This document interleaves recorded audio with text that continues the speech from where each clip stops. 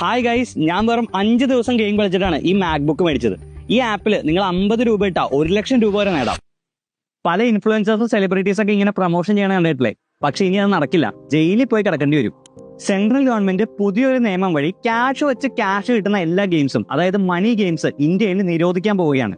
Rummy, betting, gambling apps മാത്രമല്ല, Dream11 പോലത്തെ ഗെയിംസിനെ അത് ബാധിക്കും. പക്ഷേ ഈ സ്പോർട്സിന് മാത്രം ഒരു എക്സെപ്ഷൻ കൊടുത്തിട്ടുണ്ട്. അതായത് ഈ ക്യാഷ് പ്രൈസ് ഒക്കെ കൊടുക്കുന്ന ഗെയിമിംഗ് ടൂർണമെന്റ്സ് ഇല്ലേ, അതിനെ ഇതിൽ നിന്ന് ഒഴിവാക്കിയിട്ടുണ്ട്.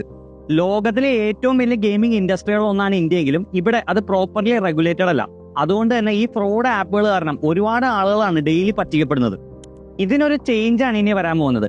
ഇന്ത്യയിലെ ഗെയിമുകൾക്ക് ലൈസൻസ് കൊടുക്കാനും കുറ്റം ചെയ്ത ഫൈൻ അടിക്കാനും കസ്റ്റമേഴ്സിന്റെ കംപ്ലൈന്റ് സ്വീകരിക്കാനും നാഷണൽ ഓൺലൈൻ ഗെയിമിംഗ് കമ്മീഷൻ എന്നൊരു റെഗുലേറ്ററി ബോഡി വരും. ഓൺലൈൻ മണി ഗെയിംസ് നടത്തുന്ന കമ്പനീസിന് 3 വർഷം ജയിൽ ശിക്ഷയും 1 കോടി രൂപ ഫൈനും കിട്ടും. അതൊക്കെ അഡ്വർടൈസും പ്രൊമോട്ടും ചെയ്യുന്നവർക്ക് 2 വർഷം ജയിൽ ശിക്ഷയും 50 ലക്ഷം രൂപ ഫൈനും. മാത്രമല്ല, ഇനി മുതൽ അതൊക്കെ ജാമ്യം കിട്ടാത്ത കുറ്റമായിരിക്കും.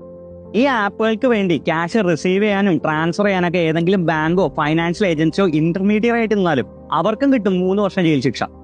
ഇന്ത്യയിൽ ഓൺലൈൻ ഗെയിംസിനെ പ്രൊമോട്ട് ചെയ്യാനും എക്കോസിസ്റ്റം ബെറ്റർ ആക്കാനും ഗവൺമെന്റ് കുറച്ച് നാളുകളായിട്ട് ശ്രമിക്കുന്നുണ്ട്. കഴിഞ്ഞ വർഷം പ്രധാനമന്ത്രി ഗെയിമേഴ്സിനെ റെസിഡൻസിലേക്ക് ഇൻവൈറ്റ് ചെയ്യും, അവരുടെ ഒപ്പം ഗെയിം കളിക്കുകയും അവരോട് ഓൺലൈൻ ഗെയിംസിനെ പറ്റി ഡിസ്കസ് ചെയ്യുകയും ചെയ്തിരുന്നു. കൂടാതെ 2022 കോമ്പറ്റേറ്റീവ് ഓൺലൈൻ ഗെയിംസ് അഥവാ ഈ സ്പോർട്സിനെ ഇന്ത്യ ഗവൺമെന്റ് ഒരു ഒഫീഷ്യൽ സ്പോർട്ടായിട്ട് റെക്കഗ്നൈസ് ചെയ്യുകയും ചെയ്തിരുന്നു. അതായത് ക്രിക്കറ്റും ബാഡ്മിന്റണും ചെസ്സൊക്കെ കളിച്ച് മെഡൽസ് നേടുന്നവർക്ക് ഇന്ത്യയിൽ പത്മ അവാർഡും അർജുന അവാർഡൊക്കെ കൊടുക്കുന്ന പോലെ ഇനി മുതൽ ഇന്ത്യയെ റെപ്രസെന്റ് ചെയ്ത് ഇന്റർനാഷണൽ ലെവലിൽ ഓൺലൈൻ ഗെയിംസിലെ ട്രോഫീസ് നേടുന്നവരും ഈ അവാർഡ്സിനൊക്കെ അർഹരായിരിക്കും.